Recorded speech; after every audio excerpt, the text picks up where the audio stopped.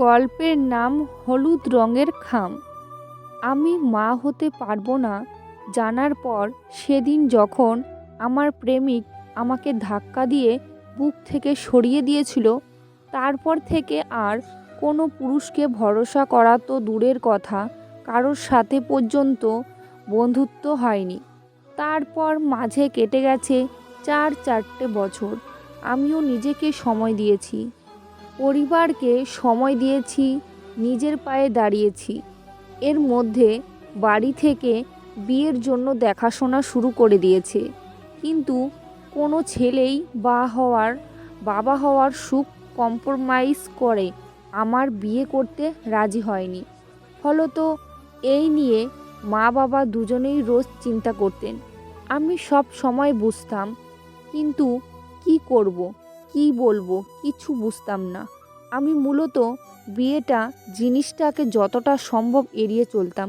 প্রতি রবিবার আমায় সাজিয়ে গুছিয়ে বসানো হয় ছেলের বাড়ির সামনে, আর প্রতিবারই সত্যিটা জানার পর সবাই আচ্ছা পরে জানাচ্ছি বলে উঠে যায়। আমার নিজেকে ভীষণ অসহায় লাগতো। বাবার মুখের দিকে তাকালেই বুকটা কেমন যেন ভার হয়ে আসতো। প্রতি রবিবারের মতো আজও ছেলের বাড়ি থেকে দেখতে আসবে। ছেলে অনিরুদ্র বাসু, ইঞ্জিনিয়ার। ছেলে স্বয়ং এসেছে আমায় দেখতে। কিছুক্ষণ সবার সাথে কথা বলার পর বড়রা আমাদের আলাদা করে কথা বলার জন্য ছাদে পাঠিয়ে দেয়। আমার কাছে অবশ্য এই দৃশ্য খুব চেনা।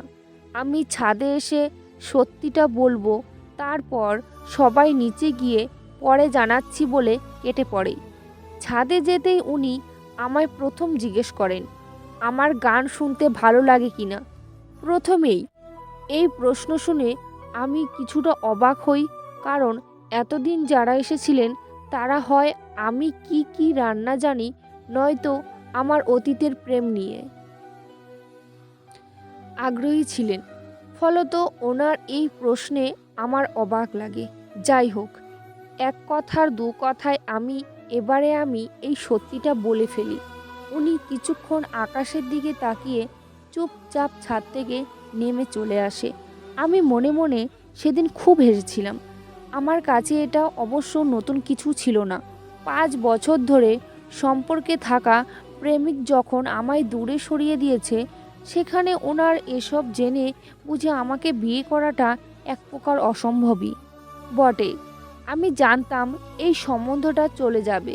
বাবা আবার আত্মীয় স্বজন বন্ধুবান্ধবদের কাছে ফোন করে ভালো ছেলের খোঁজ করবে।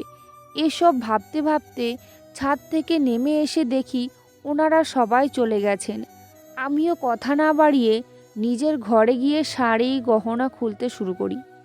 আয়নার সামনে গিয়ে দাঁড়াই। নিজের চোখে চোখ রাখতেই বুকটা কেমন যেন কেঁপে ওঠে। নিজেই নিজেকে প্রশ্ন করি, আচ্ছা, মেয়ে হয়ে জন্মানো মানে কি বাচ্চার জন্ম দিতেই হবে? জন্ম না দিলে কি মা হওয়া যায় না?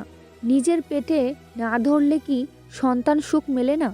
এসব ভাবতে ভাবতে কখন যে ঘুমিয়ে পড়েছিলাম মনে নেই। আজ সকালে ঘুম ভাঙতেই দেখি সকাল 9:30।